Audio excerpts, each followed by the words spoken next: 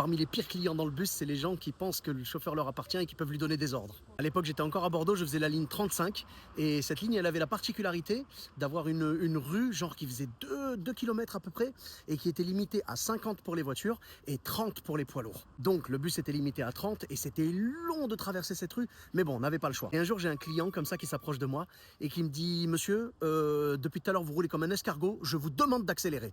C'est trop mignon. C'est le genre de gars qui pense qu'avec un ticket à 1,40 €, il a acheté le bus, le chauffeur et des actions dans l'entreprise. Et donc moi je l'ai regardé, je lui ai dit non, je roule avec mon permis, donc j'ai envie de le conserver, désolé. Le jour où je roulerai avec votre permis, là il n'y a pas de problème. Pour l'instant c'est le mien, donc je fais ce que je veux. Et je veux être honnête avec vous, je roulais pas à 30 piles.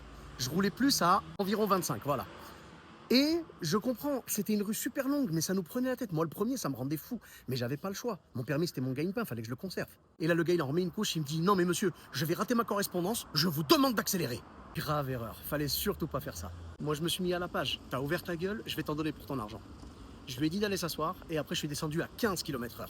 Histoire qu'il ait le temps de visiter la rue, tu vois. Limite, il pouvait discuter avec les habitants. Quand il est arrivé à son arrêt, il est descendu et là, j'espérais secrètement qu'il ait raté sa correspondance. Parce qu'on parle pas comme ça aux gens en fait. Le lendemain, je fais la même ligne, même horaire, et qui monte dans mon bus? Le gars.